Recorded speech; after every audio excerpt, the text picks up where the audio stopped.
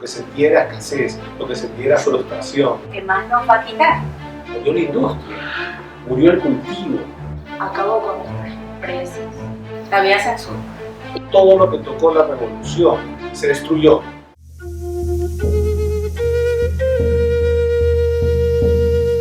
Desde los primeros años de la década de los 60 se dio una crisis de gobernabilidad en el Perú. El presidente Manuel Prado no terminó su mandato oficial en el año 62. Fue depuesto por un golpe militar institucional de las Fuerzas Armadas que encabezó el general Ricardo Pérez Godoy, el mismo que fue sustituido 6 meses después por el general Nicolás Lindley. Finalmente, en el año 63, fue elegido presidente constitucional Fernando Belaúnde Terry con la alianza bipartidista Acción Popular Democracia Cristiana, lo que dejó un total de 4 presidentes en un año. En lo económico, el régimen de Terry se dedicó a incrementar el gasto público y reformas fiscales, reforzó el papel del Estado peruano y de los industriales y nacionalizó el Banco Central. Además, intentó reducir el gasto militar, medida recalcitrante para el ejército cada vez más nacionalista. El escándalo mayor fueron los trascendidos sobre el precio que supuestamente fijaba la compañía del Estado por la compra de petróleo por parte de la International Petroleum Company, lo que degeneró en diversas acusaciones.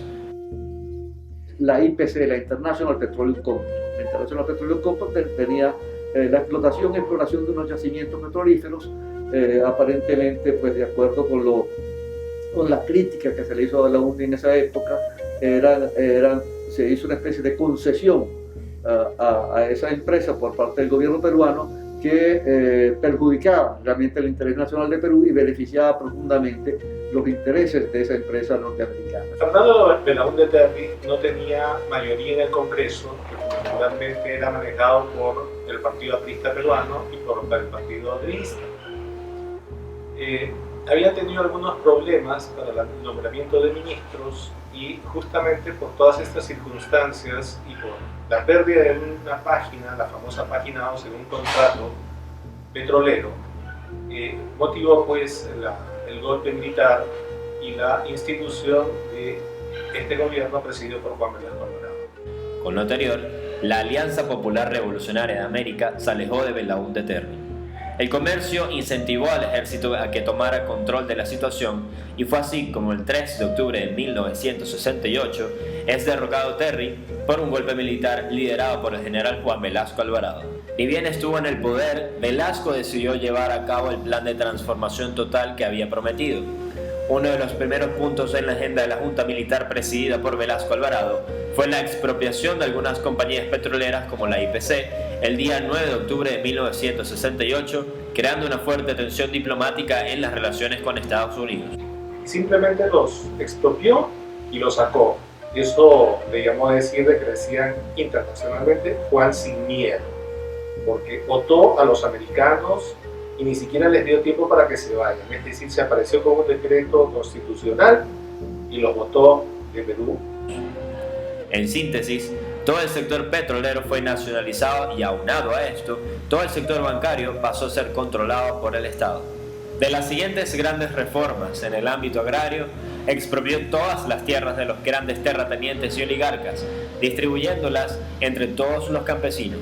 Entonces sale con el famoso dicho: el patrón jamás volverá a comer el sudor de tu frente. Los militares llegaban y nos quitaban las cosechas. Pues ahí fue donde se quitaron muchísimas tierras a gente que realmente era cultivada, a gente que realmente eran sus tierras.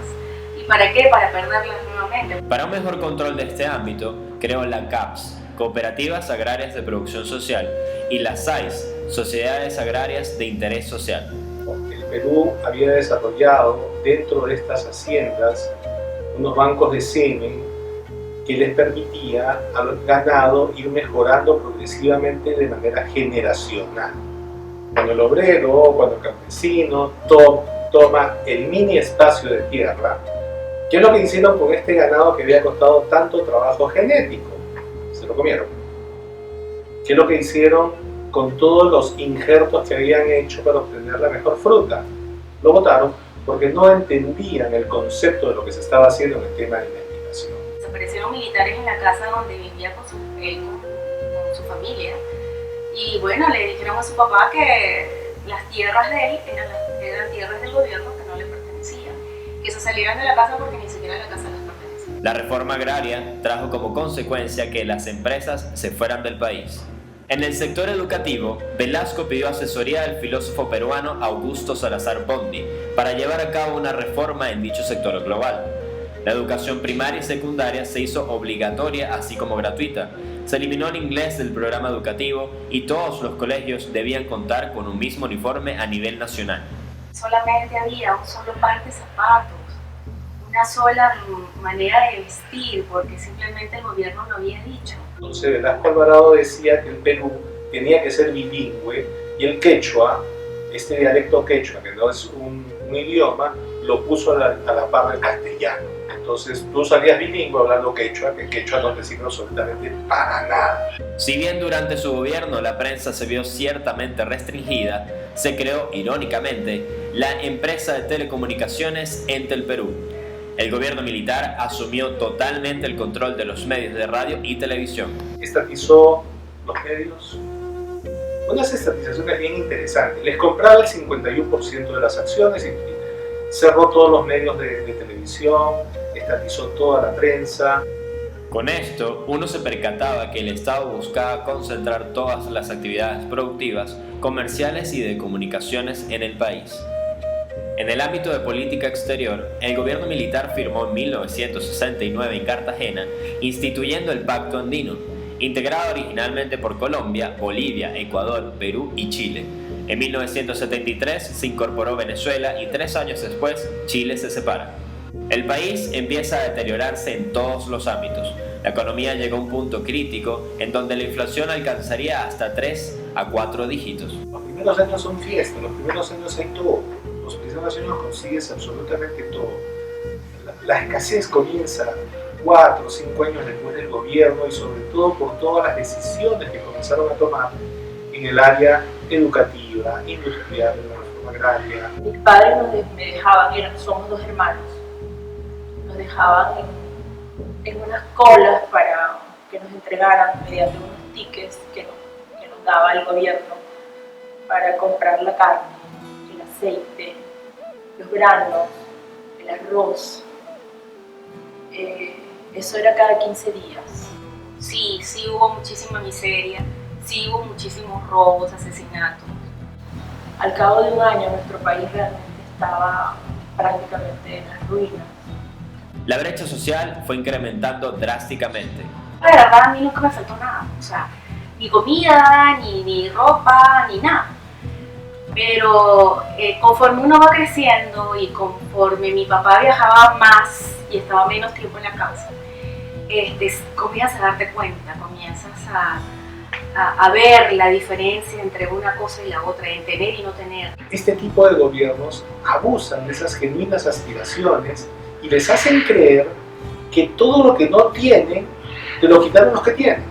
Los que más tenían, seguían teniendo más, los que menos tenían, aunque no tenían menos porque no tenían nada, sin embargo, de alguna manera se sentían representados por Velasco Alvarado porque les había dado algo que nunca habían tenido. Ante todo esto, la popularidad de Velasco cayó totalmente. Las protestas comenzaron muy fuertemente en el año 75, tal es así que el fin del gobierno de Velasco Alvarado es por la huelga de la policía. La policía en abril entra en huelga y lo que hicieron fue entrar con tanques y fusiles y tratar de que los policías salgan. Y al día siguiente, que fue el 5 de abril, si no me equivoco, de 1975, no había ningún policía en la calle. Y entonces comenzaron los saqueos, o sea, comenzó un desgobierno. 2 años antes del derrocamiento incruento de Velasco, él sufre una crisis de salud muy grande y le es amputada una pierna. Eso fue en el año 73, ciertamente. Desde ese entonces le costó ciertamente cada vez más de ocuparse de todos los asuntos del poder y eso influye que vaya delegando un poco esas gestiones y también pues de alguna u otra manera eso contribuye pues a que él ya no tiene las riendas, que ya no tiene el control y en consecuencia pues otro sector de las Fuerzas Armadas decide tomar el poder liderizado por Alex Bermúdez. El 29 de agosto de 1975, Morales Bermúdez, otro militar, entonces presidente del Consejo de Ministros, dio un golpe de Estado desde Tacna y derrocó a Velasco. En este suceso no hubo derramamiento de sangre y a esto se le conoce como el Tacnazo. Morales Bermúdez fue un brillante estudiante y destacado militar. Fue apoyado por la CIA y los servicios secretos de Estados Unidos que se encontraban instalados en Chile apoyando al dictador Augusto Pinochet. Morales Bermúdez entonces toma el poder e intenta pues revertir un poco esa situación, trata de darle un movimiento menos centralista y más diversificado a la economía del país. Sin embargo, pues no logra particularmente levantar esa economía, sin embargo, sí extiende las libertades y da una apertura a los diferentes medios de comunicación que antes estaban totalmente controlados por el gobierno. A principios de 1976, el gobierno puso el primero de 9 paquetes de recuperación económica. Su intención declarada fue la rectificación en las reformas sociales y económicas desarrolladas por su predecesor.